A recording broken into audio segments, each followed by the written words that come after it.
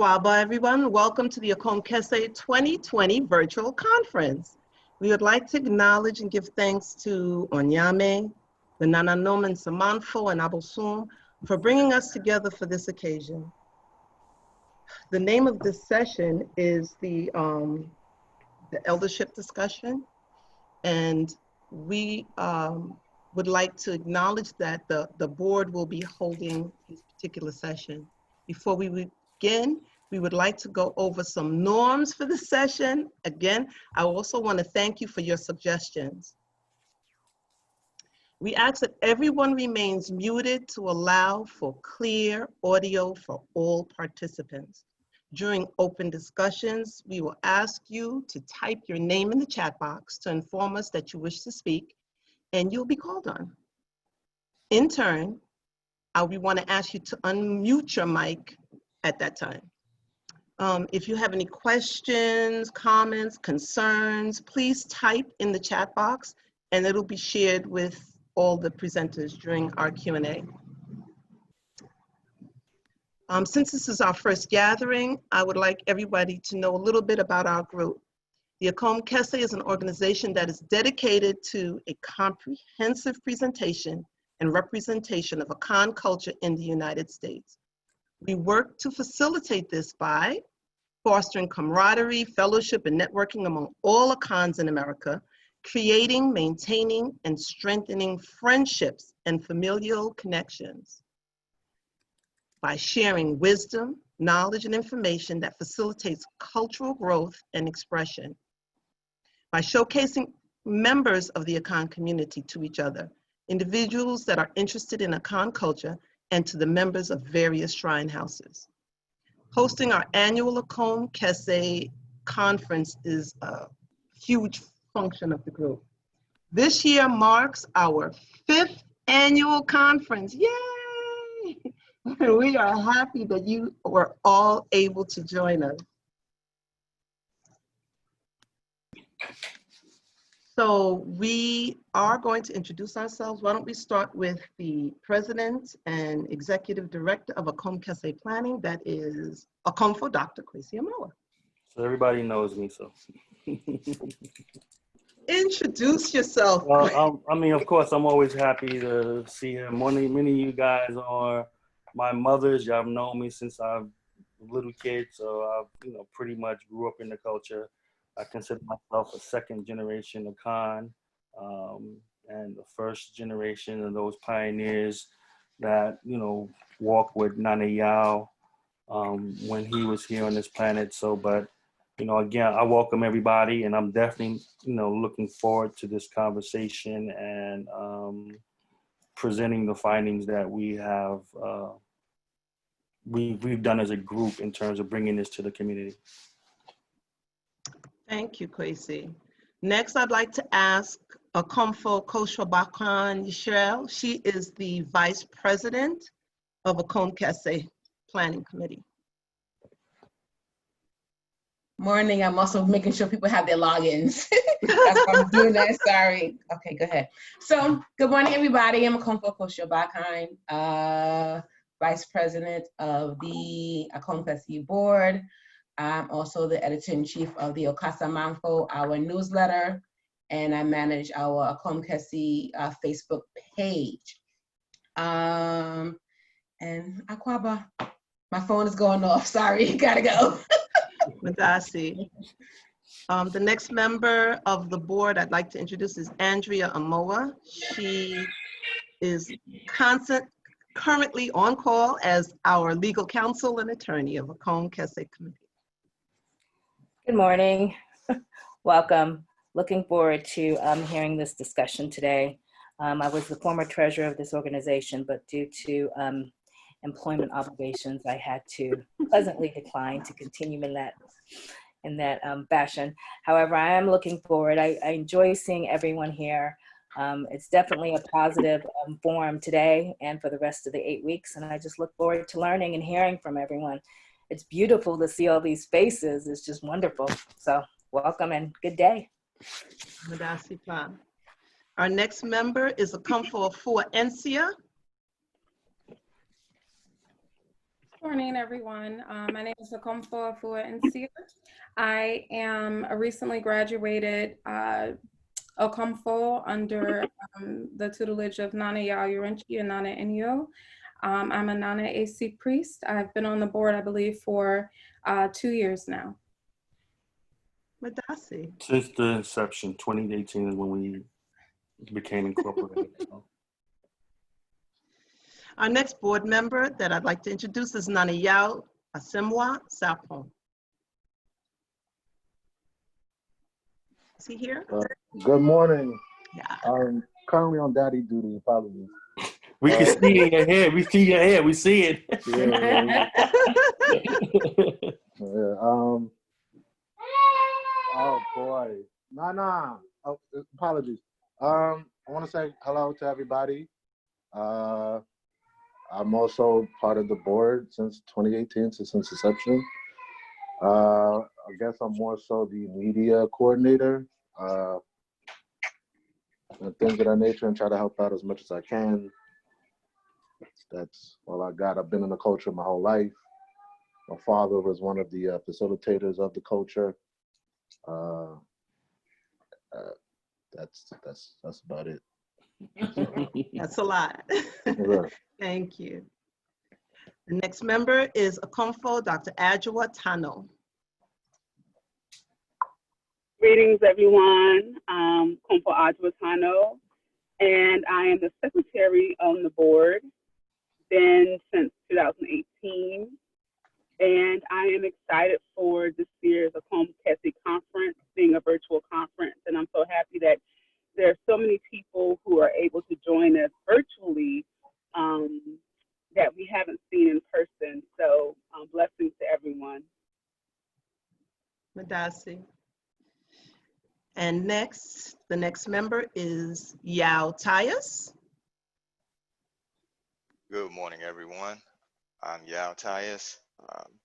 I seem to have emerged as the website coordinator and maybe the logo guy. So welcome everybody, and I look forward to a great conference. Enjoy. And last but not least, myself, I'm Nana Ama Nsia Willock. I recently joined the board, and I look forward to the continuity that all of this brings about. It's phenomenal to see so many people come on. This is our first time trying to do this virtually. And I'm looking forward to what this is going to give birth to. So Madasi, I thank everybody for joining us today. And I'll turn it back over to you, Kwesi. But Auntie, you acting like you just joined the board. You've been there since the beginning as well. So I mean, come on now. Yeah, this is true. Okay. You're like, oh, I just joined the board. I'm like, really? Come on now. You was there at the beginning. Humility. Yeah, I get it. All right then. So with that being said, before we start, which is tradition and customary for us, we always like to pour libation. So Akomfo Fua Nsia is going to pour libation for us, and I'm going to take this off the share so everybody could see and hear her. So, Sister Sloan, you up? Yes, I had to unmute. I first just want to ask permission of the elders to go ahead and pour libation, please. Permission granted. Madasi. Oh, ago. Turi ampankwa me insu. Asase ya insu. Ahumne aham insu. Enkansa insu. Sachi insu. Abiago insu. Atentin insu. Asama kwesi insu. Abor kwesi insu. Otomi safa insu. Sopti mate insu. Suroho insu. Deroho ampansong insu. Ayeni komkom insu. Etia yao insu. Yago insu. Kune insu, Ligare Bafo insu, Shenku insu, Shenku insu, Kofi Samaka insu, Odom Kofi insu, Odom Henny insu, Ahere Adadi Kofi Boso and Ten. Nana AC Beji insu, Koma Nana Penny. Rock Creek and Sioux, Potomac River and Sioux, Anacostia River and Sioux, Cuyahoga River and Sioux, Mississippi River and Sioux, Olatangi River and Sioux, Ohio River and Sioux, Assuotinkon and Sioux, Assuoya and Sioux, Assuotano and Sioux, Assuodensu Ya and Sioux, Assuofrau and Sioux, Assuobia and Sioux, Na Busoporo and Sioux, Asunufu and Samafo and Sioux, Breituafo and Samafo and Sioux, Iyokofo and Samafo and Sioux, Ajuan and Samafo and Sioux, Aguanafo and Samafo and Sioux, Asene and Samafo and Sioux, Asechide and Samafo and Sioux, Aquina and Samafo and Sioux, Annabelle Prince and Sioux, Lucille Prince Priester and Sioux, Nathaniel Prince and Sioux, Carrie Prince McReynolds and Sioux, Rosetta Prince Davis and Sioux, Willie Sanford and Sioux, Jerry Starks and Sioux, Nana Opera Zulu and Sioux, Nana Akomfohene Akuya Operabia and Sioux, Nana AC Ketawe, Nana AC Ketawe, Nana AC Ketawa. Nana, this is your daughter, Okomfo Efuya Nsia. I ask you to bless and order the proceedings of this year's Akom Kese. I ask you to bless and to continue to bless and keep all of those here in attendance, our families, our communities. I ask that you keep us safe during these uncertain and unprecedented times and in times of rapid change. And I ask that you do this for us, and I ask that you do this for us now. Wawango. Madasi, thank you.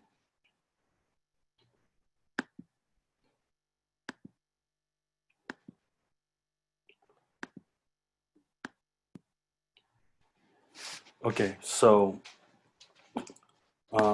this presentation is about eldership. So let me get to my slide. Let's play from the start. Is everyone able to hear me clearly? There's no... All right, so with this here, I mean, as with anything, we want this to be a discussion. So Akom Kese is founded. Can everyone see my slide all right? Yes? Yes. All right, so with this here, we're talking about eldership, and just to give you some background information, last year at the Akom Kese, we had a meeting, and the topic of discussion at the town hall was eldership and whether or not it was something that was needed in the community. And the overwhelming response that it was yes, that we did. You know, when we asked participants to identify a council of elders, most people could not, in terms as a whole body. There were some names that came out as people being elders, which we acknowledged that there are elders in the community, but as a constructive or as a body in general, really wasn't able to do that. So with that information being said, or with that information at hand, the group as a whole, Akom Kese Planning Committee, we polled the community, we talked to them about what are the things that they wanted to see in the council elder, what's an elder. I mean, we did a lot of work. So what I'm going to show to you now are just the slides or the information that was collated in terms of the people that participated last year, what they said or what their thoughts were about eldership. So we had a total of 8 groups last year. So with everybody, actually Nana Ama actually facilitated the session where she had people break out into groups. At each group, there were approximately about 10 people per table. And they spoke to each other, talked about the concept of eldership, and then we had, what was the wall called? A board where they presented what their thoughts were around that. So there were a bunch of prompt questions. So this information was collated, and we have somebody raising their hand. We'll get to you. Write your questions in the chat, and then we'll get to it. So that information was collated, and this is what the findings are based on the feedback that we got from the community. So group one, they said an elder is someone who has wisdom through time and experience. Elders or for guidance to help lead the new generation. Group two, elders are someone who has gone before us. Elders can be categorized by age, maturity, cohort, wisdom, knowledge, and experience. Elders are protectors and vigilant. Elders are community contributors and custodians of the culture, supporters, prepares and provides guidance. Group three, where are you? Group three was an elder is someone old, demonstrates integrity in their life. A senior member of the family, custodian, historian, represents family, not necessarily the oldest, 50 plus. An elder provides advice, relaying their experiences, the family, the anchor of the family, and elder is a historian of the family and lineage and settles family disputes. Group four came back with an elder is 60 plus, viewed as wise, provides counsel and advises, sets the tone for acceptable behavior, paves the path, family historian, an anchor for teaching how to love, an enforcer, a person respected by the community, and one who leads by example. Group six came back with an elder is someone who can be regarded as a pillar of the knowledge and keeps the tradition alive. Elders help us to understand the importance of culture, and they help us to understand life challenges. Group seven came back with an elder is a person young people will listen. They strengthen, encourage, lead, and are open to listening and advice.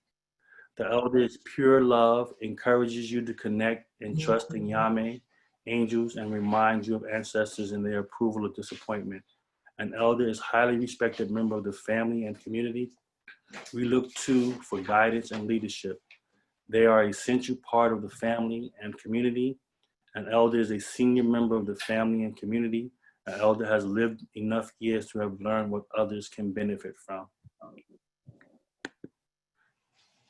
Group eight, an elder is a teacher / guide, helper, supporter, keeps the family abiding by the norms of the family, a focal point to assist in resolving conflicts. And group nine, an elder encourages, guides, establish family communication, pass on history of community advice and situations. So this is essentially what came back to us from Akom Kese 2019. So the information that was taken, put on the board, we were able to collate it into these group summaries in terms of what it was done. So after the Akom Kese, we also continued the conversation online in Facebook, and I think we had it up there for at least a good, 3 or 4 months? How long, Akosho, how long did you have that information posted where we were, keeping a dialogue going in reference to that and then taking notes and things of that nature? So in, maybe in March, we took the information that we had acquired from the community, and then we also did some literature search, and we also spoke to members of the community. We spoke to elders in the community, both here in Ghana, here in America. People who were well respected in the community, and got their ideas centered around eldership. So the information that I'm presenting is what we have found based on our research and the conversations that we've had with those individuals. So, so the first question is, what is eldership? And the answer is, eldership is a title of esteem and of great responsibility that while it tends to come with age, is not automatically given because of one's age. Eldership must be earned through good character, adherence to the society's accepted code of conduct, serving as a steward and repository for the history, culture, beliefs, and practices of our community, and a dedication to a continuous lifelong learning and teaching. The next thing we looked at, because when we opened up nominations, a lot of people talked about what are those attributes? What is the attribute of an elder? So this slide here pretty much summarizes what that is, provides advice to the members of the community. And what you'll see, this definitely reflects the community's thoughts in terms of what they are seeking in terms of what an eldership should look like. Sets the tone for what is acceptable behavior, leads the community, especially the youth, by example, protector of the community and culture, and is very and ever vigilant in so doing, acts and speaks with integrity throughout every facet of their life. So one of the things that I wanted to do is with this slide, we talk about the similarity and the characteristics of a priest. And if you're looking at this thing, and this is some work that we had done the previous year in our 2018 Akom Kese, when we gathered the priests together and we had a meeting in terms of what are the characteristics of the priest.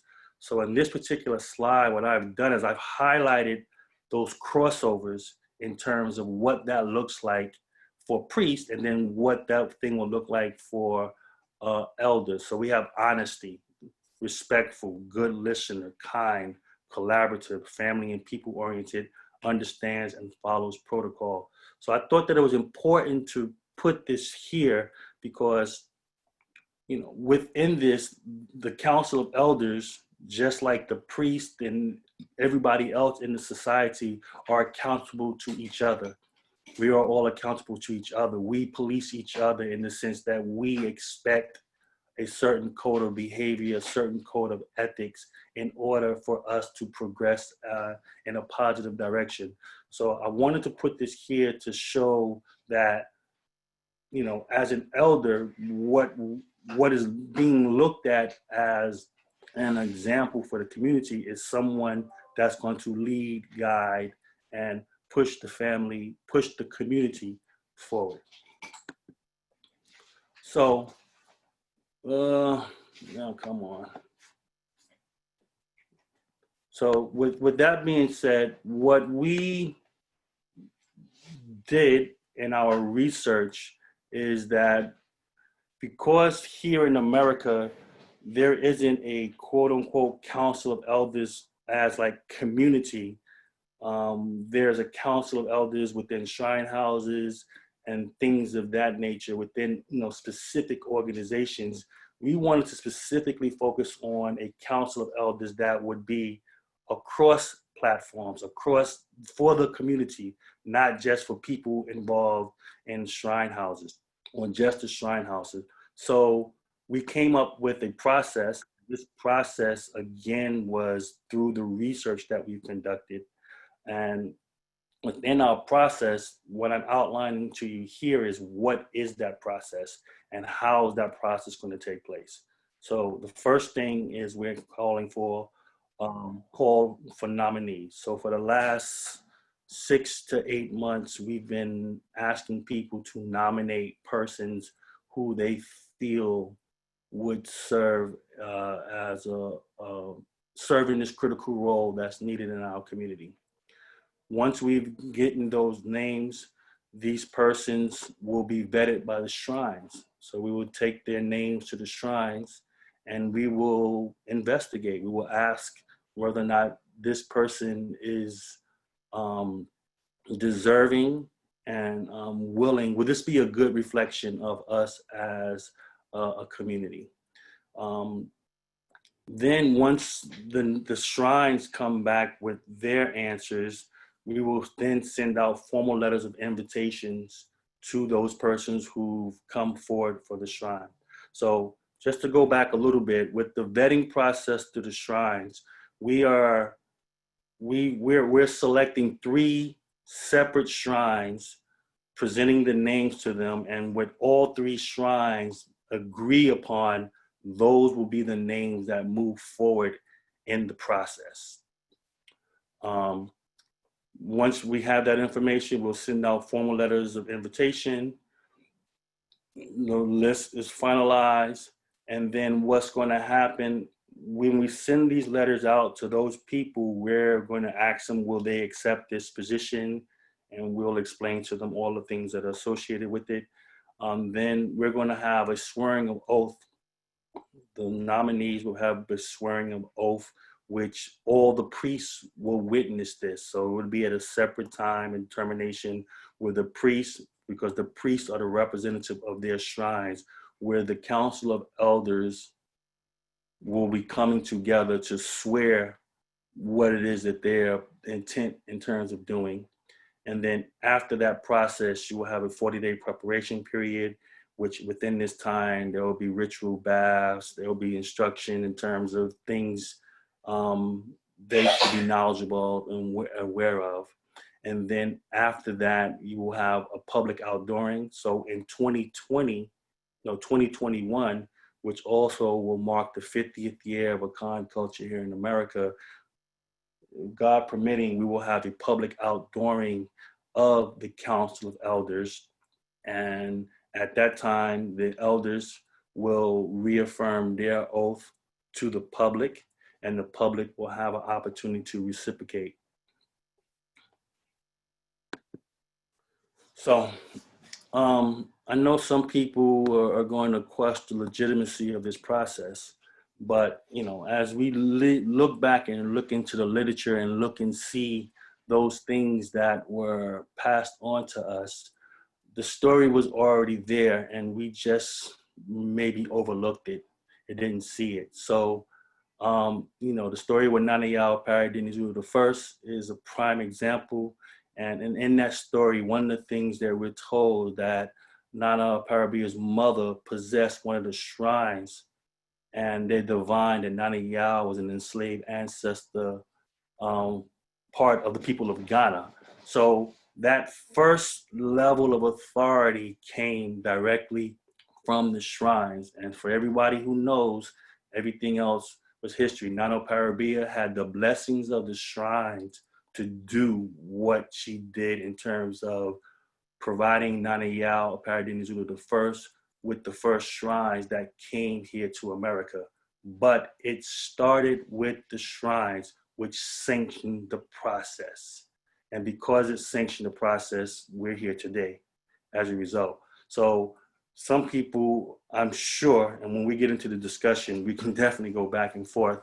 We'll be like, well, this is, you can't do this. And my retort to that is, yes, we can, because we have the shrines. The shrines are here, and we do rely on them for guidance and support. And in this society, we have to build and do the things that we need to do so that we're productive in life. So I want people to keep that in mind as we're having this conversation, that the legitimacy of this process will come directly from the shrines. And then the community will sanction what those things are, and again, provide that level of support and provide that level of, the word I'm looking for is, not control, the level of legitimacy in this, because this is something that you're accepting, this is something that you're agreeing to, this is something that you are vowing to uphold, because it is part of our culture.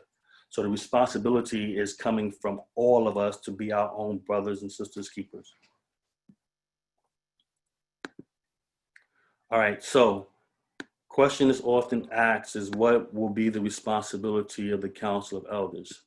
So based on the information that we receive, first, the Council of Elders will create an atmosphere of trust and respect. And I think that's important in terms of, with the history and how things have developed, there's always some question about something. And, you know, we want the Council of Elders to be that authority that, you know, we can trust and respect in terms of what's being said and done. The Council of Elders will also be expected to maintain and uphold the tenets of Akom culture. So I know people will say, well, what do you mean by tenets of Akom culture? So essentially, we're talking about those ritual rites that we all have been affiliated with in some way, form, or another, whether that's naming ceremonies, marriage, funeral rites, those things that are true to how we have developed the culture here in America, and be custodians of that material. Another big thing is the Council of Elders is to establish Obusia Panyins for households. So as anyone knows, that every household in traditional society has an Obusia Panyin, which is the head of the household. So the head of the household normally feeds into the Council of Elders.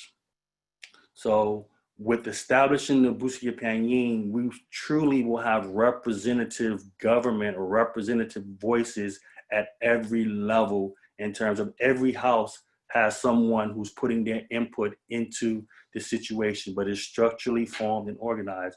You have an Obusia Panyin for what a particular house, the Obusia Panyin feeds into the Council of Elders. Another example would be, or another expectation would be, the Council of Elders would establish communication with the Council of Elders in Ghana. So, and I'm not saying individual people have not already done this, but as a body, the Council of Elders will have had this communication and established these relationships that we've, you know, tried very hard over the years to build. And then another thing, in terms of the Council of Elders, we would be looking at, they will have a responsibility of witnessing all rites and passages held by the community, Akom for initiation, graduation, Yegora, Aye, etc. So now, please understand, none of this is by force. Everything that we do is by volunteer. We are volunteering and agreeing to these conditions, or agreeing to these standards of behavior as a community. So, you know, in terms of how this is done, that's what the expectations are. Okay, so like I said, in the point of order, this is all voluntary. I'll attempt to regain what we have lost by making relevant to our time. So this is definitely something that we need.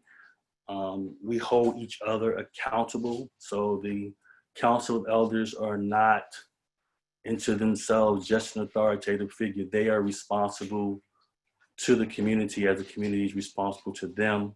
And the same thing with chiefs or anybody else. If they're not doing what it is that they're supposed to be doing, then there's action that can be taken against them. But again, the accountability is we're supporting each other. And as a result of supporting each other, we're accountable to each other. All right, I think I've gone through all of my slides. And at this point, I will entertain any questions, and any member of the board is more than welcome to jump into this conversation and say some things that might need clarification if I did not do those things. There are no questions in the chat, so anybody who would like to ask a question, you can unmute yourself and ask the question. Me, Pacho, this is a Akom Kese backline. I wanted to be sure that everyone knows that we are aware that there are various councils and groups that are already in place in the community. We are aware that there are groups that have been around for varying amounts of time, and they're doing very specific things. What we're looking to do with this particular Council of Elders is establish something that everyone knows. everyone knows who the members are, and that this council represents everyone, not just a particular regional group or not just a particular area within the cone. And so that, and everyone feels that they have representation, like Kwesi said, that everyone feels that they have a buy-in into the Council of Elders. And so one of the things that when we were talking at Akom Kese last year, one of the things that was said was, there is this group and there is this group, but a lot of people didn't know who the people were and didn't know what their function in the society was supposed to be. And so in asking the community, what is it that you're looking for? What is it that you feel that you need? What is it that you expect from elders? This is what we're trying to do, right? These are the things that people have said, and we want everybody to feel that they have, like I said, that they have a buy-in, they have a vested interest in the Council of Elders. They know who they can hold accountable, and that they know who they can go to for any kind of help. So this is a point of what we're trying to do. We're not trying to usurp anything from anyone. We're not trying to say that one council is more legitimate than any other. We just want to make sure that everyone in the community, wherever they may be in America, has a say, or they feel that they have a say. They know who the council elders are, and they know that they can call on that person for whatever reason, whatever they may need. I just want to add to that, that in studying the culture, we found that every council has a very specific purpose. I want to emphasize, we are not trying to replace anyone. We just need to know specifically what the specific purpose of that council is, and then we can just add that to what we already have. We're not trying to push anybody out or anybody out of the way. We know that each council has a specific purpose. You might have a council of elders in your family. You might have a council for your community. If you live in Washington, you might have a council of elders, or if you live, so this is for everybody. We just want to establish something for everyone.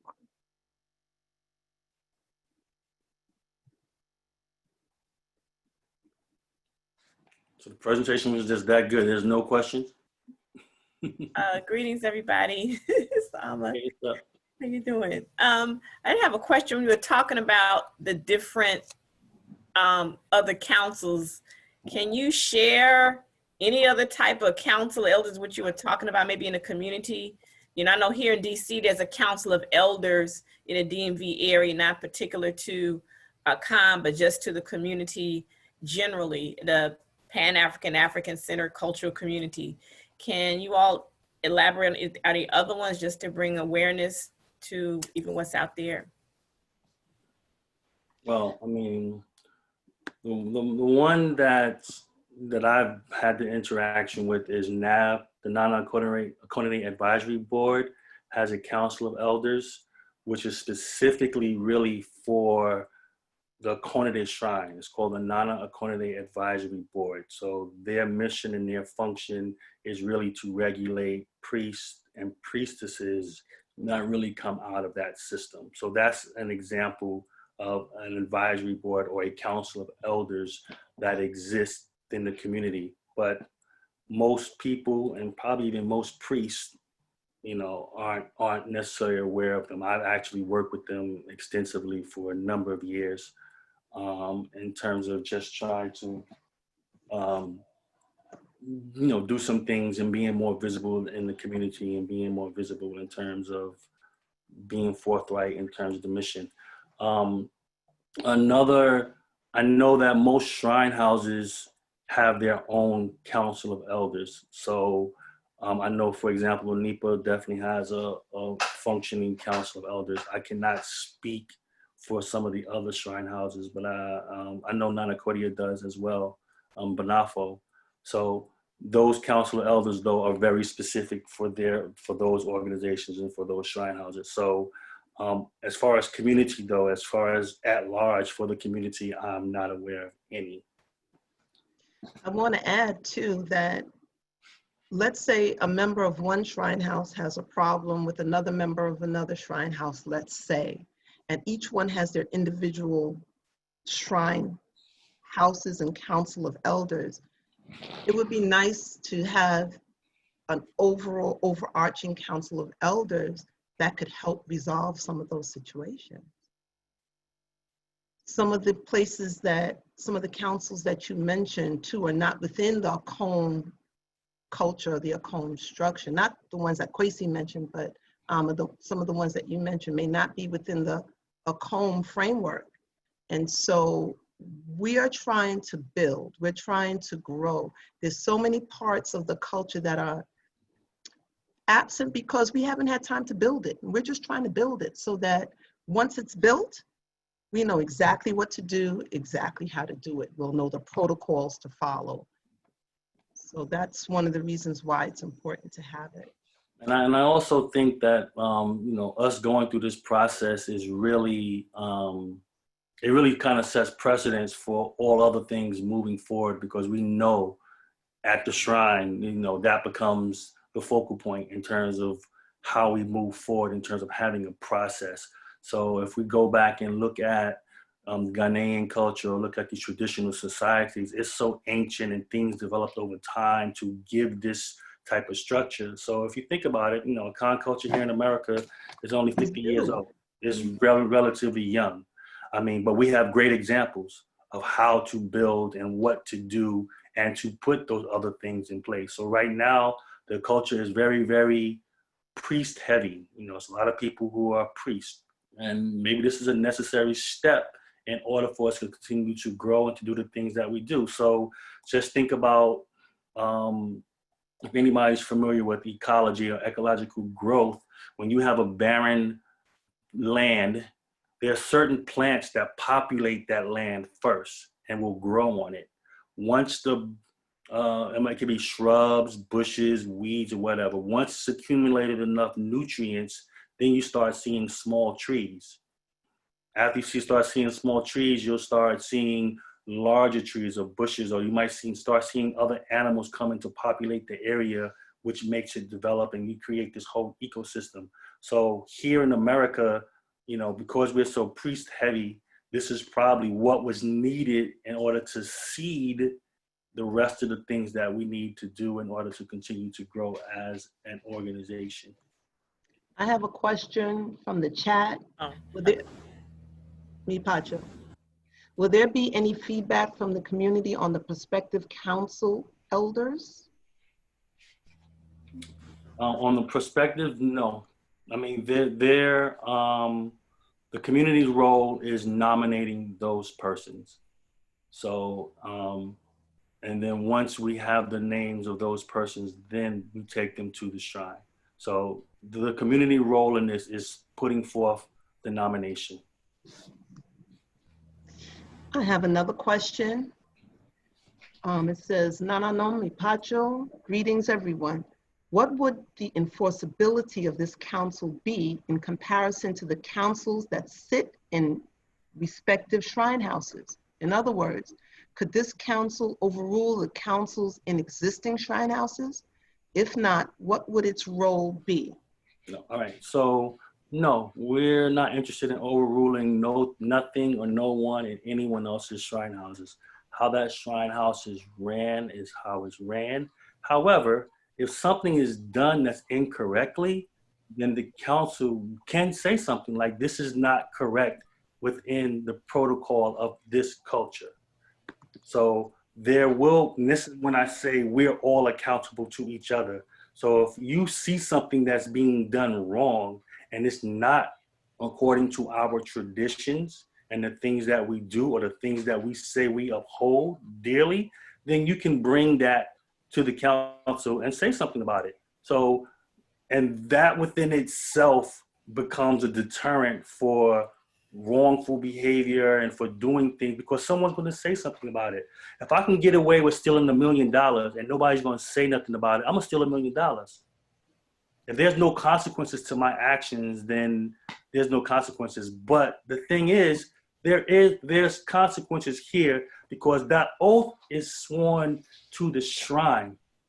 So whatever you say you're going to do, it's between you and the shrine. If you decide not to do it and to turn your back on it, that's between you and the shrine. Ain't got nothing to do with me. So that accountability is coming from these bosoons and forces that we deal with. So that's what ends up happening.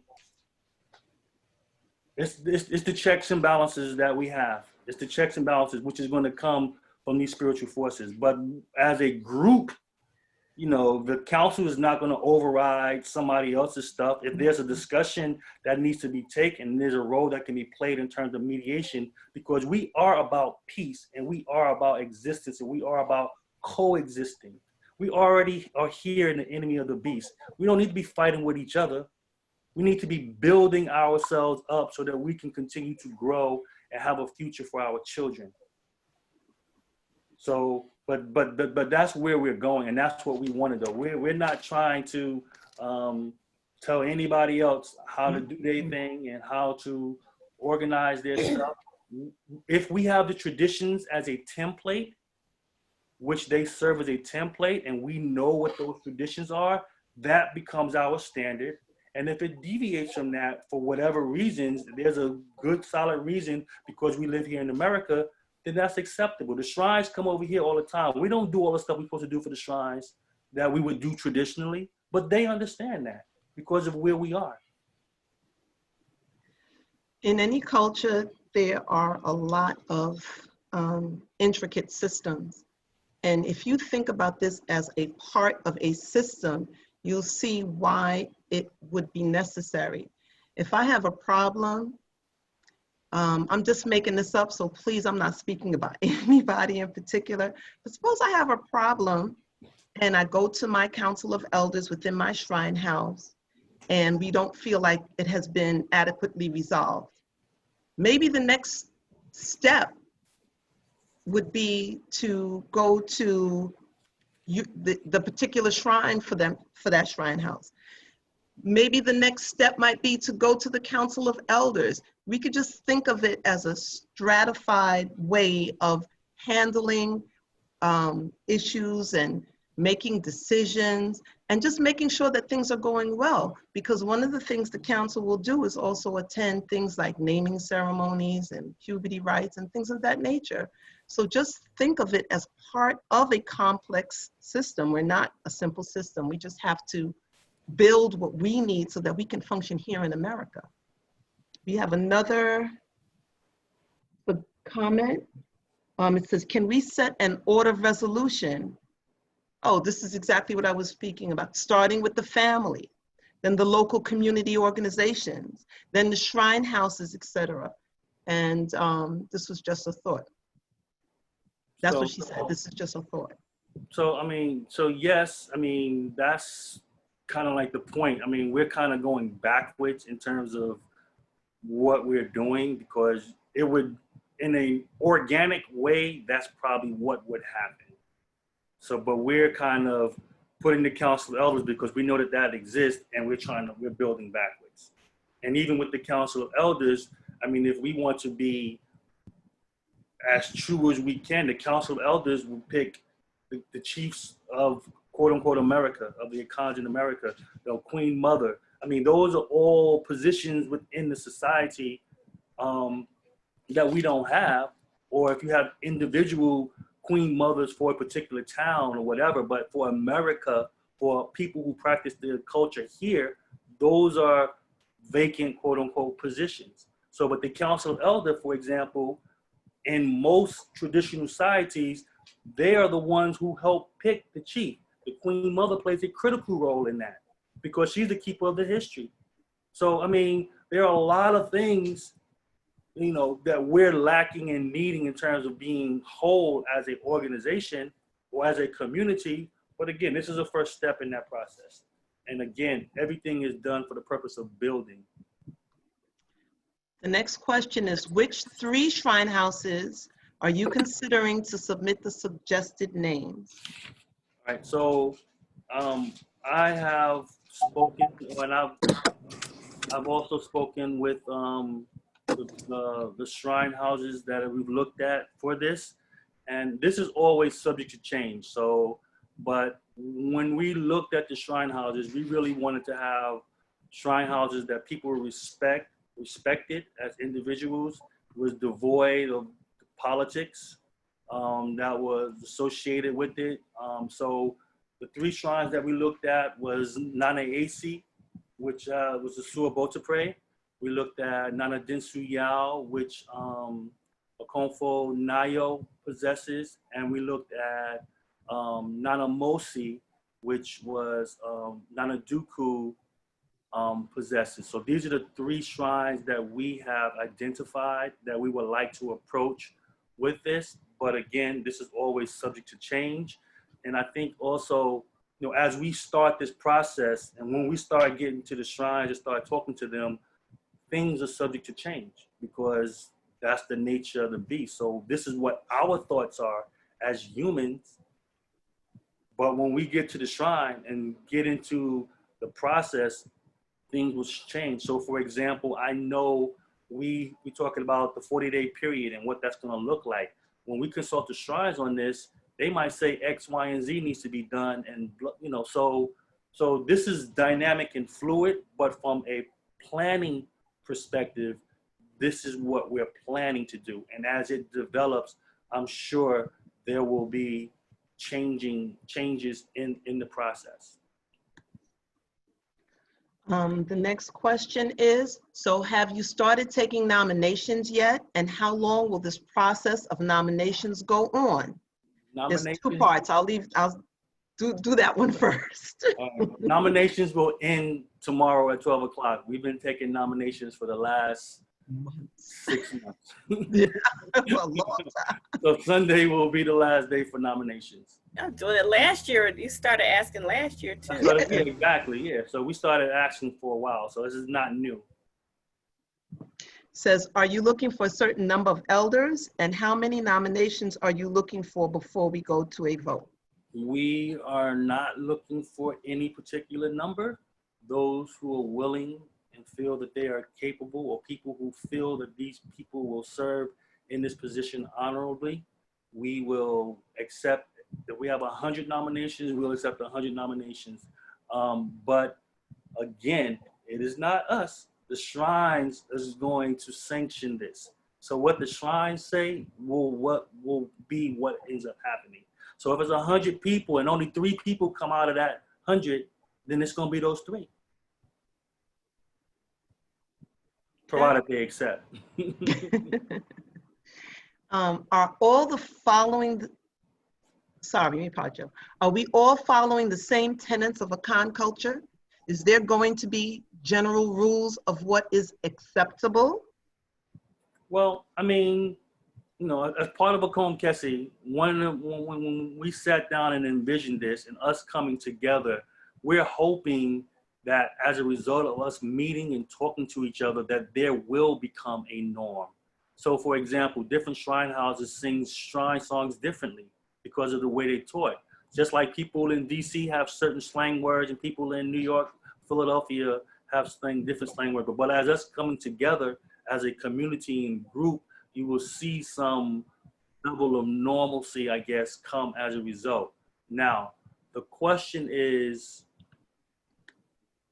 will all the different shrine houses come together, or all the different community come together and willing to take on that project to say, this is our standards of protocol and behavior? So that's another question altogether. And I'm not sure if we're there yet. There are definitely protocols in place and things that need to be done. And most people understand those things. The question is whether or not they're being enforced and they're being followed. But again, that's when you have, I'm my brother's keeper. When you're calling somebody on the carpet and saying, yo, you can't do that. That's not correct. And it's not correct because you're representing me and my name. So I used an example before. I'm a member of a fraternity, Phi Beta Sigma fraternity. If I see someone out there in the street doing some foul stuff, wearing Phi Beta Sigma letters, I'm gonna step to that person like, yo, bro, what is your problem? That's not us. That's not how we carry ourselves. We are men of distinction and we carry ourselves in a certain way. And I'm sure Yao, who's a Q on the will do the same thing for his frat brothers. So, I mean, so we are policing each other in terms of what is the correct thing to do and the protocols that we need to be dealing with. So Can I as add? we develop, those things should come to fruition. I just wanted to add that that's one of the purpose of having Akom Kese, so we can all come together. We want everybody to come to Akom Kese so we can put everything on the table, have those conversations, make those decisions together so that we can move forward together and be responsible for each other together. Next. Ooh, question. Mi Pacho. Yikes. I think some of these questions have already been answered. One of them is, will the nominees come from a nationwide search? Are the shrines that, I'm not sure I understand the question, but will the nominees come from a nationwide search? And it was already explained that this has been out there for like a year already, and it's gonna close tomorrow on Sunday. So if you do have a nominee, please make sure that you send it to Akom Kese.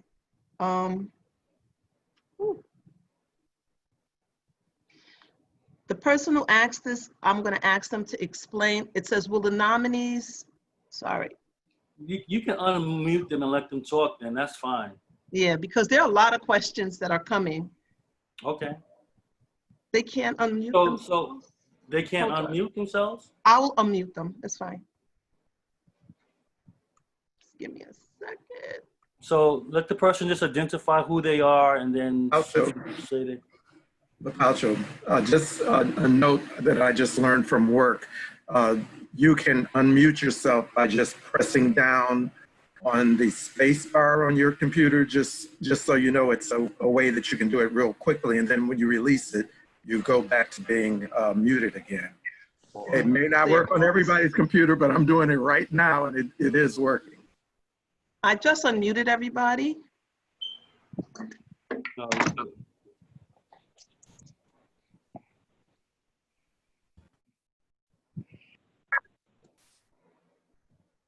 So if you can ask your questions, and if you had a question in the chat that wasn't asked yet, you can ask that question.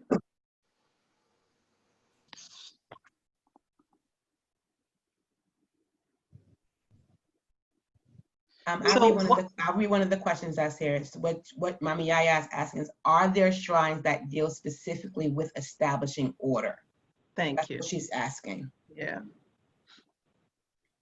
Are there shrines that specifically deal with establishing order? Yes.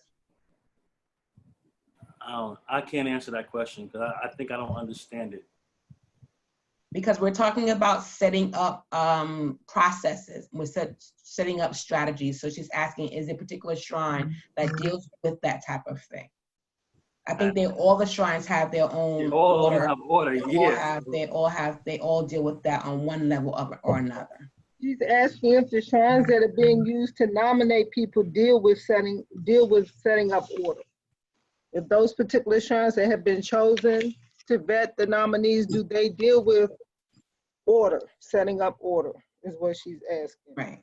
Well, Let me all the shrines do that. All the shrines deal with establishing order on one level or another. But we're also asking the shrines to vet their character. And if they are good nominees for the position. I don't know about all the others, and obviously I don't know about all the other shrines, but I know Asua Botre did say that he was with God when he created the earth. So everything else happened from there. So therefore, I know that one in particular is definitely about order if he was here at that point in time, because everything else came from that time. Excellent.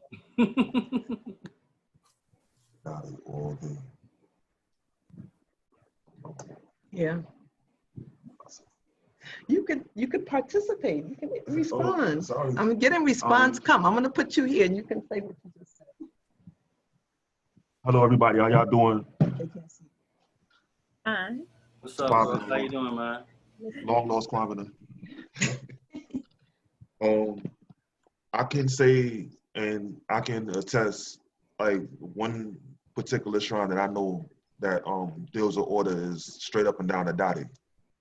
This whole thing is 1 + 1 is 2, and 2 + 2 is 4. Like he has that order in him. So that's my contribution. But yeah, dotted all day long for me. And whenever I'm out of order, a dotted sets me straight. I'm not too familiar with, a whole bunch of other shrines and stuff like that, but for me, a dotted is one shrine that I would look up to vet somebody's character on. Another question is asked, how many nominees have you received so far, and how do you nominate someone? I think Quincy has a number of people who've been 13 nominees. We have 13 the, right now. in order to nominate someone, you just submit their name to Kwesi Amoa's email address, and we'll put that in the chat. He's the only one who's aware of who the nominees are. It's not everybody on the board does not know everyone who's been nominated. Excuse me, Paucho, Kwesi, can you go into a little bit the process that you went through in terms of reaching out? I know that you're very good at reaching out to number of shrine houses, because one thing I can see people saying, well, you didn't ask me. So can you speak some to the process that you did through reaching out to different shrine houses? So, well, I mean, so for example, we spoke to Nana Kwabena Brown, different people on the boards. Nana Yaya Rinchi was also spoken to in reference to it. I actually reached out to Nana Ama in California and asked her to give me some contact with some people in Ghana from a traditional perspective. I also, Nana Anan in Ghana, I mean, I spoke to some of his people out there in reference to the Council of Elders in terms of getting information. And, Akosha and I, we had some meetings and conversations with these people. And then, so for those shrine houses that we did not talk to, and again, the reason being for people I did not ask or I did not choose to ask is because I want to be devoid of politics. I want to be devoid of all the shenanigans that are associated with it. Me, the board, we're interested in being pure in our thoughts and our actions. So we want to get information that that people don't have these hidden agendas in terms of things that they want to do and whatever it is. So some people were not approached for that reason. And I think with the stuff that we're doing, then we wanted to keep what we were doing on track and not get involved in other stuff. So I'm sure everyone knows that you can start asking people to get involved with stuff and they kind of like derail what it is that you're trying to do or take you off track in terms of what you were doing. So we've asked people to share the information.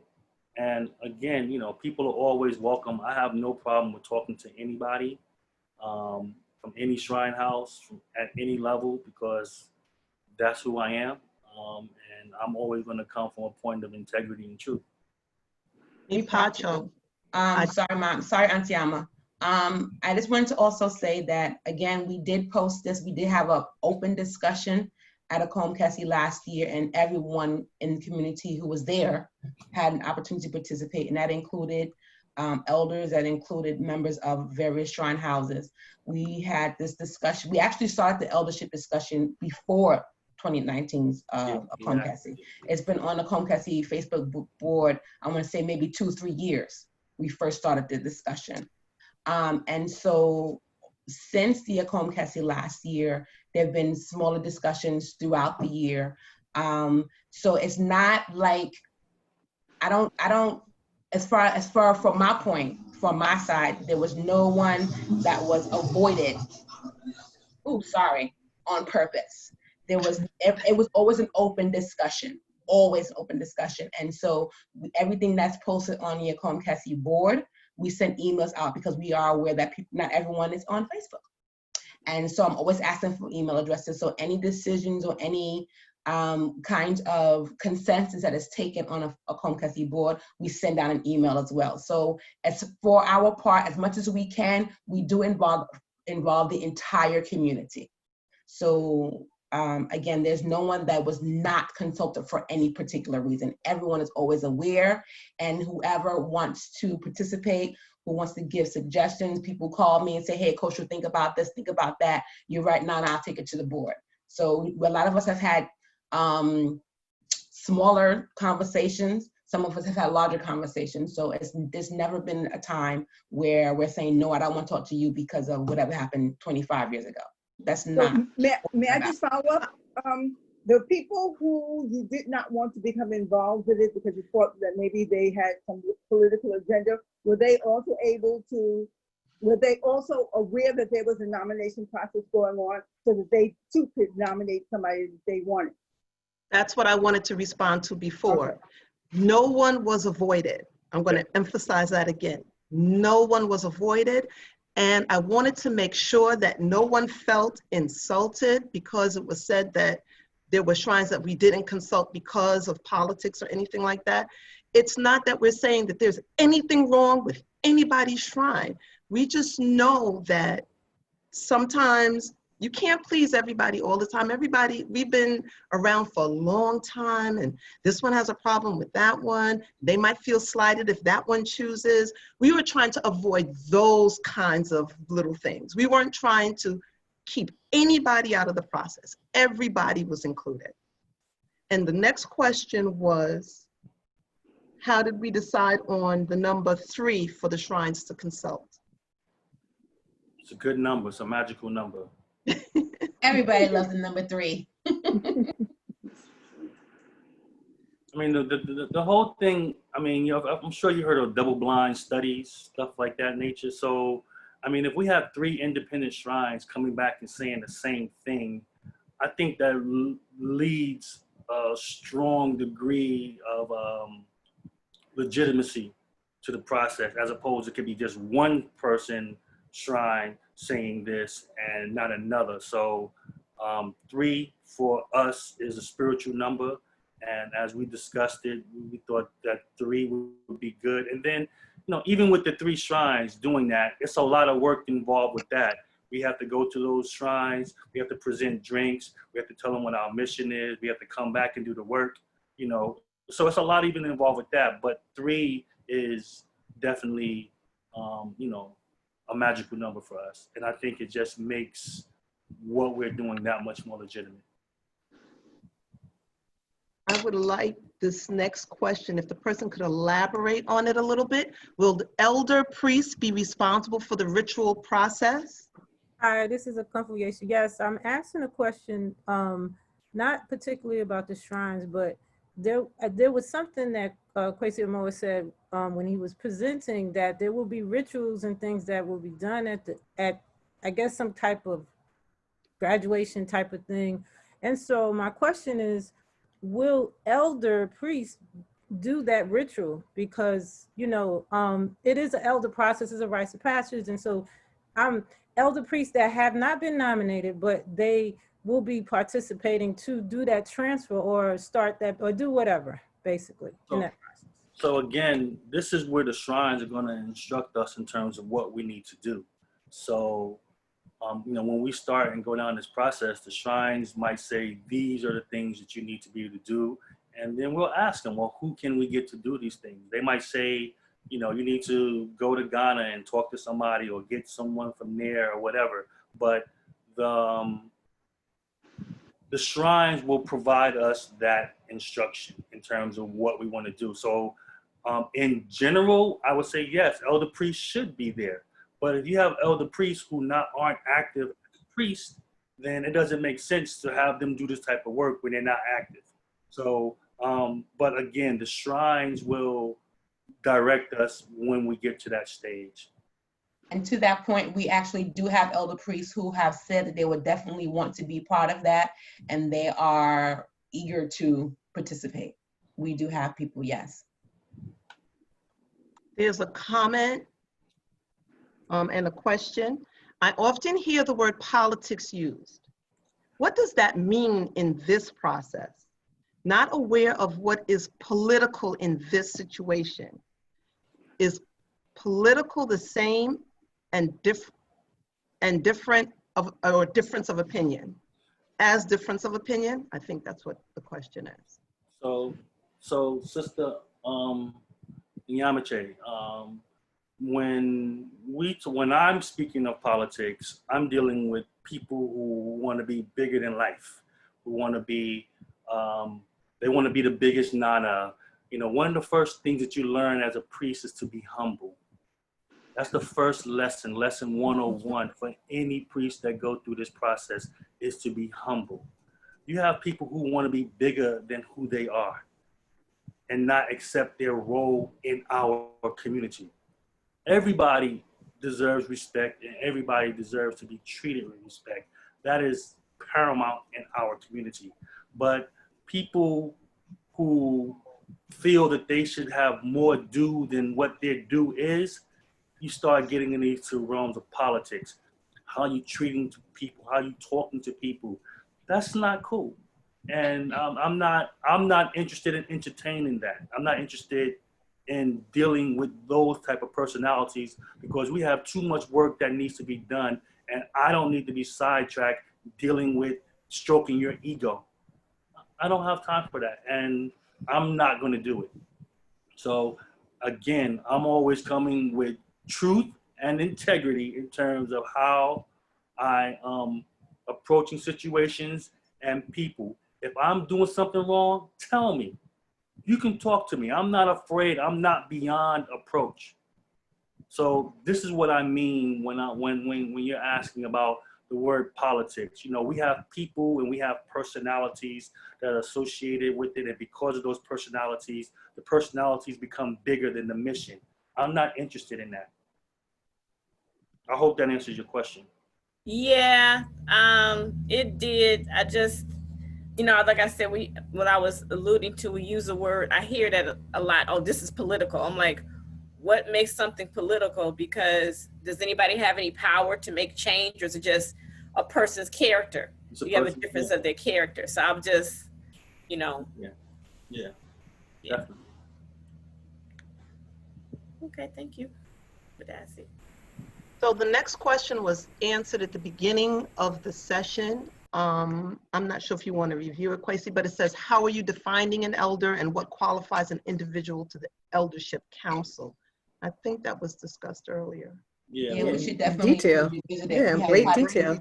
We had quite a few people who came in way after, so I think it's so maybe worth mentioning again. Yeah. So can you just briefly small? We can share this PowerPoint to anybody who would like it. It's not a problem. Come on. Share.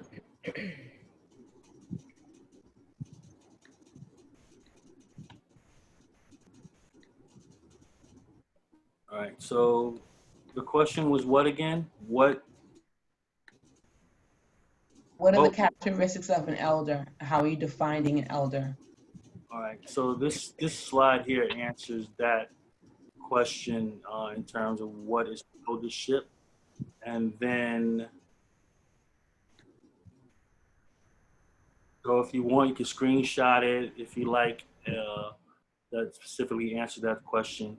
And then our next slide were the attributes. And this is stuff that's come from the community that, you know, in terms of our research of what that looks like.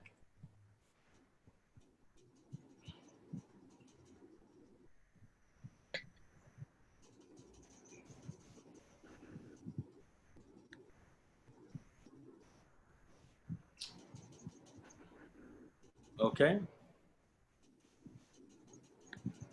All right.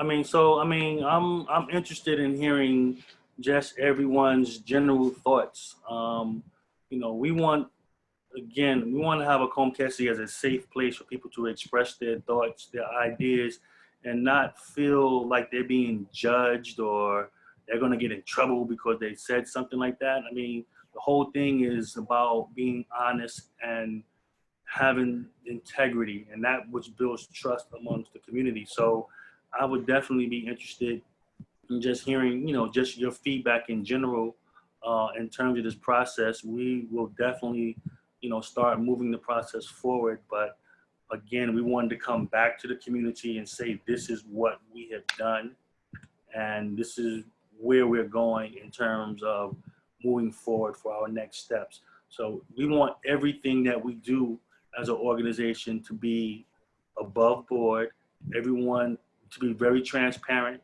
in terms of what we're doing, and there can't be a comeback like, well, I didn't know, or you didn't say something to me, or whatever. So this again is an opportunity for people to say what it is they need to say. If you don't feel that this is a good forum for that, you can talk to myself or any of the board members to transmit your ideas or whatever it might need to be said in reference to this topic. But we want this to be an open process. We have one more question. It says, how will this process be financed? You're going to finance it, of course. So, for example, we definitely will ask for donations. The money that we're generating from Akom Kese will help with doing this stuff. So we know, with the drink, the drink that we have to get, we don't know what animals got to get done. We don't know what each individual shrine is going to request for this work in order to be done. But when we go through that process, we will know that. But again, the money that we're gathering from Akom Kese, thanks for everybody for paying their fees, their admission fee. That money will go towards that. We will ask for donations from the community in terms of what we're doing. We are a 501c3 organization, which is legitimate. You can get a write-off for anything under $250. Only thing you need is our EIN number.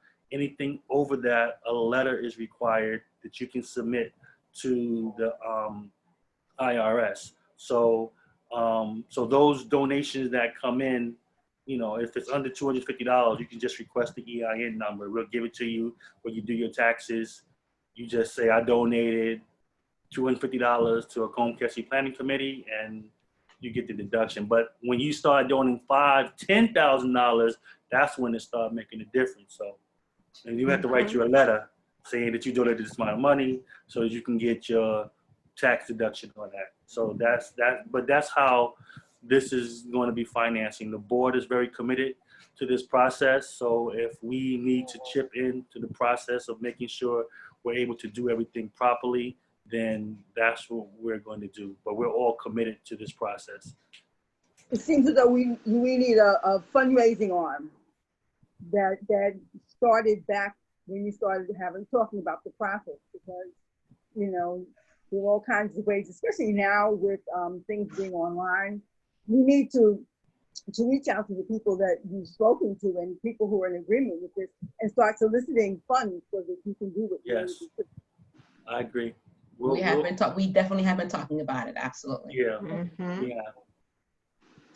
Will the range of cases brought include domestic issues directly from households and families? I don't see why it can't. We can police ourselves, or we can take it to the courts and let them police us. So I don't see no reason why it can't. I remember growing up as a kid and hearing the stories from my father and my uncles about if they did something wrong in school, how they got whooped by the teacher on the way coming home. They got a whooping, and then when they got to the place, they got a whooping. So that was the community. That was the community policing itself. So if you have a situation where you have domestic violence and issues, the men in the organization, or even I guess the women, we need to police ourselves ourselves, because we know this society ain't gonna do nothing but just make us a number, put us in jail, and just, you know, so I don't see no reason why it can't and why it cannot be that. But again, it is part of us agreeing to that. I mean, you know, everyone has to have a level of buy-in into this organization and saying, I'm agreeing to these rules that we're following as a society. So, I mean, so that becomes part of it. Every family doesn't belong to a shrine house either. Right, Some every people family are doesn't belong to a independent. shrine house. Yes. So they need a venue as well so that they can get resolutions to situations, especially when it comes to domestic violence and those more serious cases. We need a venue to police ourselves there, especially if you're not a member of a shrine house. In addition to what Encia was just saying, one of the reasons I think this could be beneficial, especially for new persons who are searching to belong, is a welcoming committee to welcome somebody who is new to the organization or to the culture, to say you are welcome here. When I first was introduced to this culture, it was over 20 plus years ago when I first met Kwesi, and it was in DC. And for me, my experience in DC was so welcoming and so loving and so, come, you can be a part of this. But my experience in New York wasn't necessarily that. So having a general council just to say welcome, or just for you to come and speak to, instead of an individual shrine house or individual houses of elders, I think that would be definitely welcoming and not so intimidating for someone who is new, someone who feels like, oh, maybe I have to do this to belong here, or maybe I have to do this or say this to belong here. So something that is neutral, I think, will be definitely beneficial. Unless anybody else wants to comment, I'll ask the next question. It says Akom culture. I'm sorry, I don't understand the question. How is there going to be a conscious, I guess, set of protocols and other issues? Coach, do you see that? Akom culture and in a multitude of ways. How is there going to be a consensus of protocol and other issues? I got it. Okay, that was my question. Enter, so it kept changing. So it got. It's okay. It's all right. This is a FIBA noon from New York. You know, I hate to be a naysayer, but you know, there are so many different houses and individuals practicing this culture, and everybody's doing it in different ways. You know, how this, you know, I hate to be negative Nancy, but you know, I can see there being issues. You know, people challenging the council. Well, I was taught this way, I was taught that way. And everybody was taught, people were taught differently. So how is there gonna be some kind of, where's the consensus is gonna happen? And how is it gonna? I'm sorry again, say it again. I missed what you were saying. Say it again. I can't repeat it. She wants to know if there's gonna be some kind of consensus about protocol and other issues, because different shrine houses do things differently. All of that is taken into consideration before somebody sees, let's say there is some kind of case. All of those things are taken into consideration before you see a case. Andrea is a lawyer. When they're getting ready to look at a particular situation, they get all the background information. We live in a multicultural society. I'm looking at us like that. It's in the sense that everybody may have their way of doing things depending on what part of Ghana they were trained, right? So we have to look at all of that. I think all of that will be taken into consideration before any kind of ruling or anything is made. So I want to say this. First of all, in terms of how we conduct ourselves, we are human beings. Every shrine, house, every person, deserves to be respected as a human being, regardless of your title. So that's the first thing that we need to be looking at. For people who aren't interested in being a part of this, you still gotta be treated with respect as a regular person. No one is saying that anybody has to follow this. I mean, if people are interested in being a part of this and contributing to the whole, you are welcome.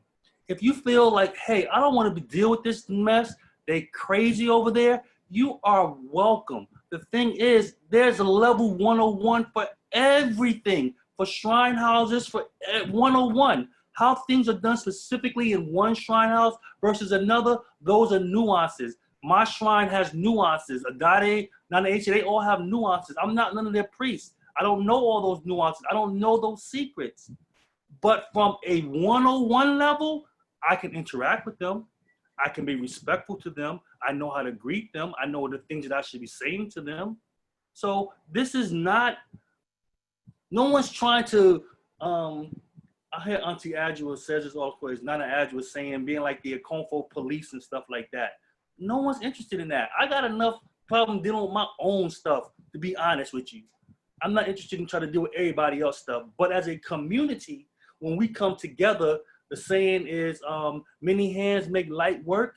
That is a very true saying. We have a wealth of resources. We have so many professionals in this community, things that we can do, knowledge that we can pass on. Just the knowledge base within itself is worth millions of dollars that we can grow upon, that we can do things with. So, I mean, the shrines have been saying for years, come together, come together, come together.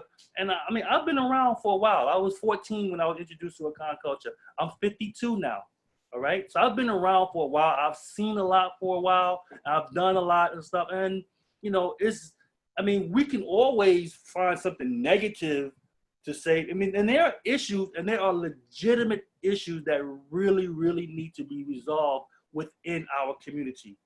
But we're not even using our traditional ways of solving our problems. Ojira is supposed to be a place where whatever happened that year, you forgive that person and you move on and you build to the next year. Who presents eggs? Who does that? We don't do that. We don't even use the traditional stuff that we do have to resolve the issues and conflicts that we have. We have people that are mad at each other for 20 years or something that they don't even forgot what they're mad about. You understand what I'm saying? And you have to forgive me if I'm animated, I'm a little passionate about this. This is my personal. Quincy, you're very passionate about this. If I had some powder right now, my shrine is very, very energetic, and sometimes it's really kind of hard to control that energy. So you have to excuse me if I say anything that some people might take as offended or whatever. Please know, I do not mean any disrespect. I only know how to be who I am as a person. No, me Paucho. This conversation is bringing to mind the first time I heard Nana Yao Pari Deni Zulu give a lecture. And he didn't like to talk in public, but he was speaking at a place on Atlantic Avenue where Nkrumah and Afori worked. And one of the things that he talked about was the foundation of this so-called great nation that we live in, and how sometimes out of confusion, you can get something great. Things are not always going to be easy, and things are not always going to be. Sometimes when you have challenges, what's the expression? My dear Peyton used to say, if it don't kill you, it'll make you stronger. It's not going to necessarily be, you know, flowing like honey when we enter into some of these processes, but we know that we have the Abosum backing us, and if we have faith and we can learn how to, as Kwesi said, put our egos down or be humble, we're going to move forward. And everybody's not necessarily going to opt in. People have the right, like you said, to opt out, but hopefully they will see how great this thing is that we're building, that eventually they'll come around. And if not, as Nana AC says, so be it.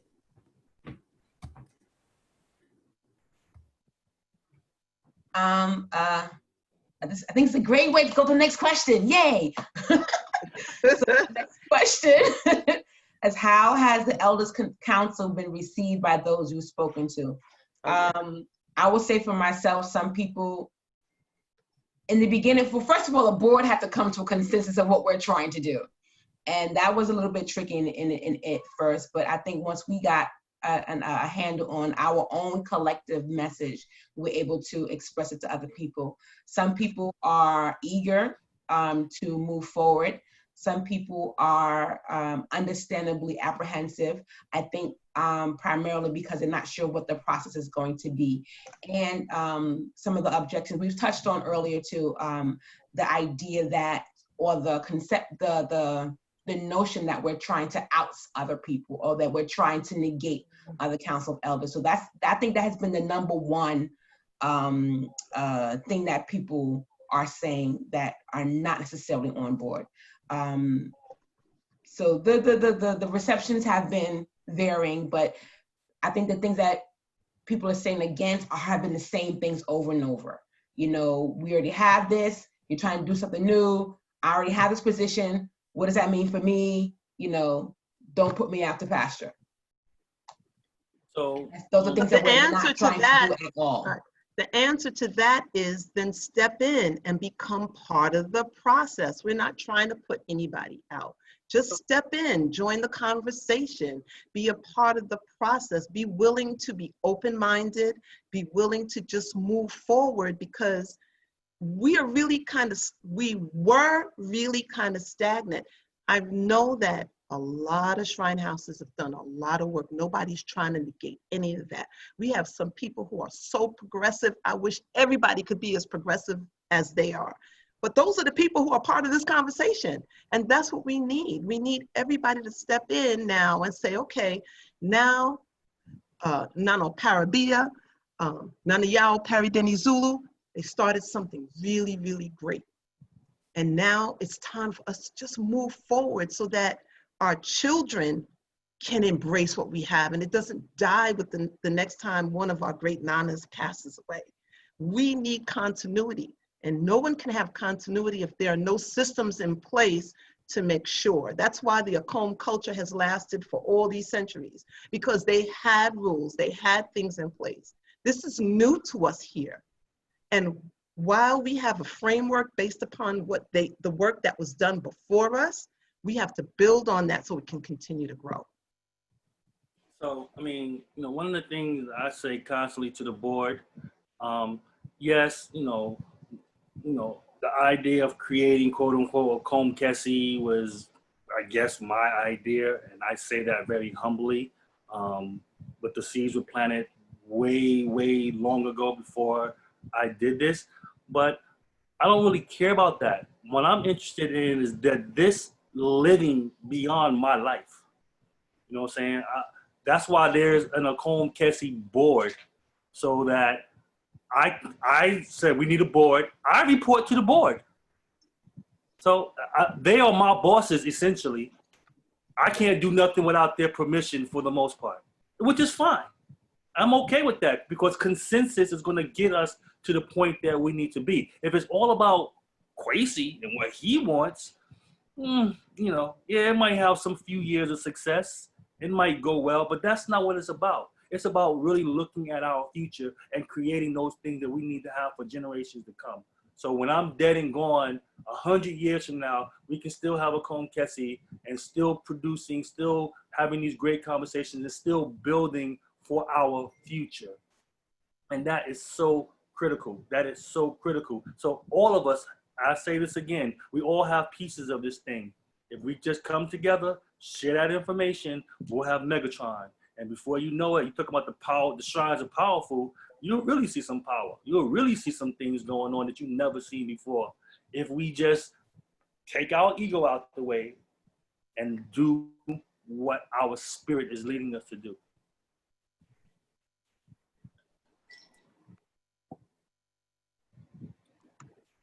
And the Akom Kese board is not going to stay the same forever and ever and ever. There are going to be people coming in and people going out. Exactly. All right. So are there any? I don't see any more questions posted.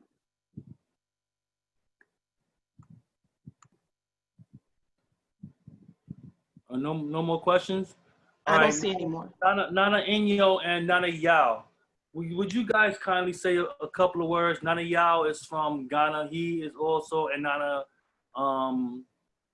Inyo are a part of the Nana Konide Advisory Board.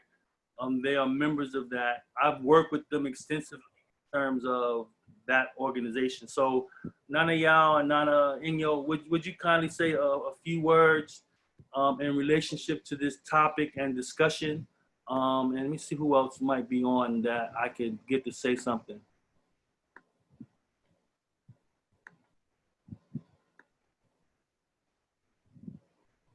Not AC. You can unmute yourself.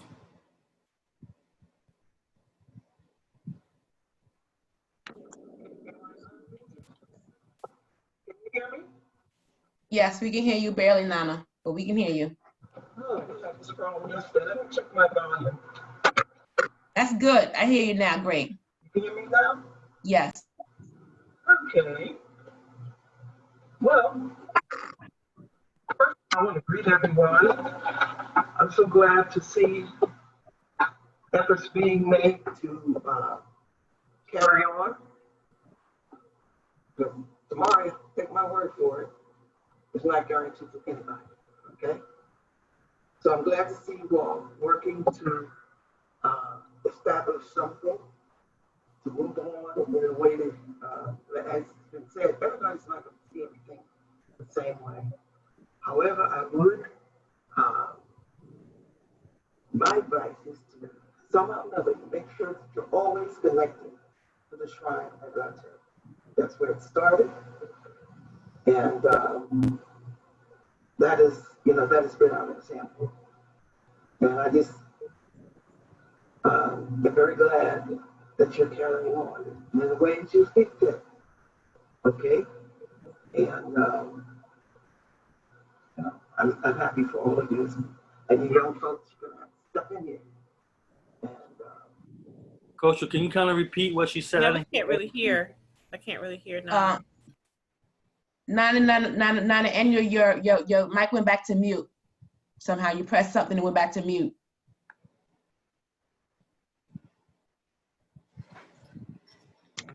Yes, can you repeat what she said? Because you said you heard her, right? I am, but she was still talking, so I want her to finish what she has to say. Go ahead, Nana.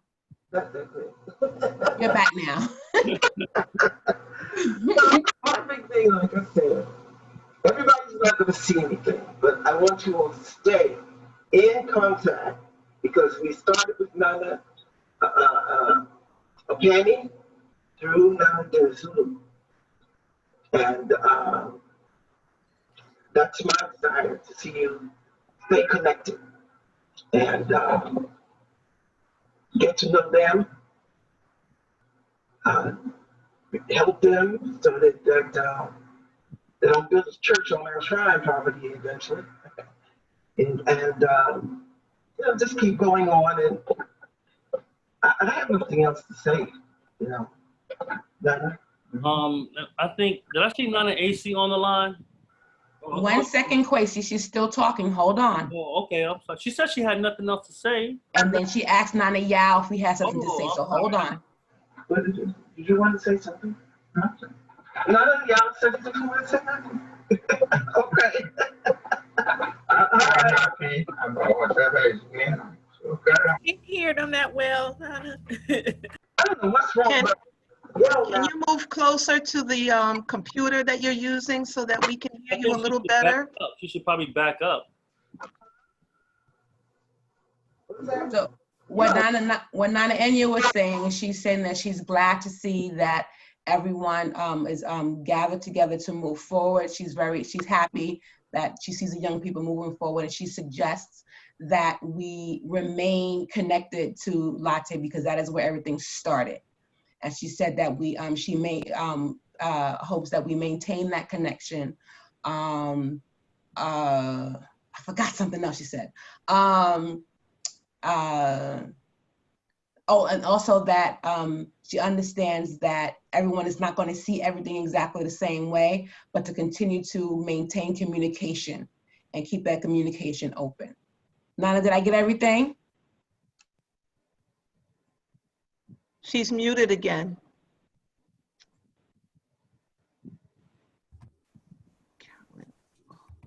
Nana, we can't hear you. Can you hear me now? Yes. Okay. Did I get everything? You know, and because they're gonna need help there, and things are changing there. Their young people are not, as many of them, taking the priesthood seriously or even participating in it. So eventually, they're gonna have to call on you all, help them seriously to help. So get to know the people when you go to Ghana. Make sure you go by and you know, make sure your name is in the book, Atlanta Penny's book. That's all I get. It's if you graduated. Did everybody hear her? If you graduated because of your connection with Nana. No, I can't hear her. Okay, when Nana Enyo is saying that it's very important that we maintain the connections to Latte because the people there are, they need help. Wait a minute, let me just. The young people there are not necessarily taking, Go ahead. part. I'm on a Zoom call. They're not necessarily taking part and they're not really taking the priesthood seriously. And so that is important for us to maintain that connection and that to make sure that if you, once you've graduated, that your name is in the book there so that they know who you are as well. Abimbola Wali, can you please make sure you're muted? I got her, I muted her. Oh, okay. All right, we got like 4 more minutes for this. Mipacho. I think Nana Yao wanted to say something. He started saying something and then he stopped. No, So he Nana said no. Mipacho, did you want to finish your comment? You have to unmute.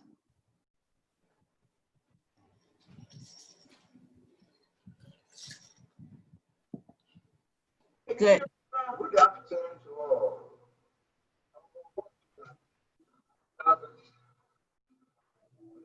He's too far. We can't, Nana Mipacho, you're too far. We can't hear you.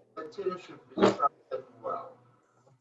the only thing I see, Nana Barabi and Nana Jimmy did well, but it should be structured well. Okay. That's all. Because there is a lot of, as they say, politics. I have seen a lot. But that's, the religion is not about politics, it's about humbling yourself and helping each other. And then it will grow. So please, Basiam, you have started this, I love it, continue. And before you can make it well, make Udra in this country. If you put Udra, then comes the Akom. It will be proper. Because I heard you saying it. And that will bring everything perfect for Americans. Because the Udra, they do it here, is not as Ghana. And if you do the Udra well, every house should bring a skin and pin, and meat. And do it well, the king and the queen will bring something to the community. And the community will grow. So Udra is the thing you have to pass on. And then everything will sound. In Ghana, yes. What's the name? Up at the hill. What's the name? When King said. When King said, Akom, you see? Mm-hmm. The thing that Udra should be done well. That will make the Akom to be proper and no politics. We have heard, then comes the Akom. Because you can't just be saying you are an elder. No one is an elder. We are all going to be elder. But we have been baby before. We are all have been babies. But no one. Okay? No one in Ghana, you see, maybe we are all believers, but every, maybe somebody will find it 105, and it will be 65. So, fathers are there always, and kids are related. Okay? Because kids even listen to the elders. You cannot be a proper king if you don't listen to elders. So, how the thing is structured is just to get Udra done well. If Udra is done well, every house has a queen and a king. Every family. Now, I know for instance, his daughter can be a queen and his son be a king. And then every house presents its king and queen, and then we sit. Every house will be holding the queen and the king very well, and you see improvement coming to our home. The object should be done well, that will be peaceful to the home. So please, Wesley, you can investigate, learn more, and then study about the object, and elect kings and queens in every house. And they will sit and listen to the elders, and things will be well for everyone.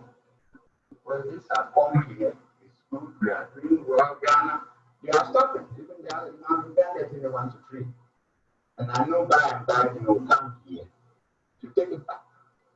Because everyone is trying to love it, to do it, but the politics is too much. So, Wesley, wake up. That's all I can tell you, because you young ones have the strength to do this. Because we are getting old, and you have to come up with something that will be structured well. And I suggest you try to be done properly. And then you all meet, you can start with you, and then you all meet, we will do that. Seeing everybody's queen and mother, and king. Everyone has a queen. In Africa, we are all kings and queens. But we select. And then they will be talking and ordering us upon. First, they are there.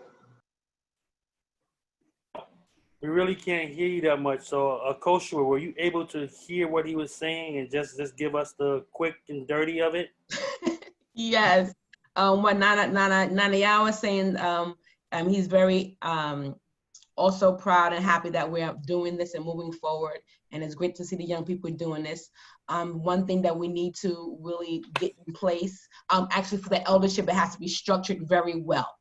Mm-hmm. Right, and to make sure that is done, but also that one important thing that we have to do and find a way to maintain, to step and maintain is Ojira, and do Ojira here properly, and so that every house is supposed to have their king and queen, and they bring everybody to the king and queen of every house comes to Ojira to represent the family, and that is how you strengthen the Akom here in America. He said, because and here in America, we love Akom, we're doing it and we're doing it well. In Ghana, they're suffering. And so at some point, it's going to come to a point where they're going to be coming to us to know how to do it and to do it properly. And so one of the things that we definitely need to, hold on, Kwesi, I'm not finished. Kwesi. Hold on, wait a minute, Kwesi. I'm sorry. Hold on, we have to make sure that we have Ojira in place. That's a very important part of making sure that the Akom is structured here well and that it lasts and it lasts going forward. Nana, did I get everything? Yes, thank you. Madasi, Anano. I'm sorry, I didn't interrupt you. I was just saying Nana Yao Parry Denny's was the first prophesize what he just said years ago. So anybody that knows can testify to what I just said. So Kwesi, I would like you to just give some closing remarks so that we can close this. Is Nana AC on? I wanted her to say a few things. I saw her. She was on. She ran from me. Okay, I'm gonna get her when I see her. Okay, all right then. I don't see her any longer. just in closing, first of all, I want to say thank you for everybody for coming to participate in this session. We had like a total of about 56 people on at one point. I'm very happy that you got a chance to see the work that the board is doing. We're really trying to build the culture and really trying to put those structural things in place so that we can continue to function as a society and benefit from those things. So I thank you. Please continue to come and support. And if you have any questions or concerns, you're more than welcome to reach out to myself or Koshua, Nana Ama, any of the board members to express your concern. And, we'll discuss it and we'll decide how we can move forward. If it's something that we can do, we'll do it. If it's something we can't, we'll say we can't do it as well. But definitely thank you for, your participation. And we got a lot more stuff coming. Tomorrow is going to be the Akom songs, the 2:00 session. There will be mental health and spirituality at 2. So, I mean, we have a lot of, good things to talk about. So please come back. And again, thank you. Nana Ama? You pretty much said it all. Again, I just want to say Madasi Pa to everybody for joining us today. I think you're going to get a lot out of the sessions throughout the whole week. The next session, just to reiterate, is Mental Health and Spirituality by Komfo Akuya Bakan. She is going to facilitate that next session. And it's not too late to register. If you still want to register, jump on and try to get in there. If you have an 8-day pass, you're good. I want to thank the board for all the work that has been done. And we will see you all at 2:00. All right. Good night, everyone. Or good day. Good day. Quasi, can you end the whole lunch. session? Everybody get 2 some o'clock. lunch. Get some lunch. Get some lunch, come back at 2. Oh, and hey, log in 15 minutes before the session, not 2. Okay, 1:45. So yeah, so we can start at 2:00.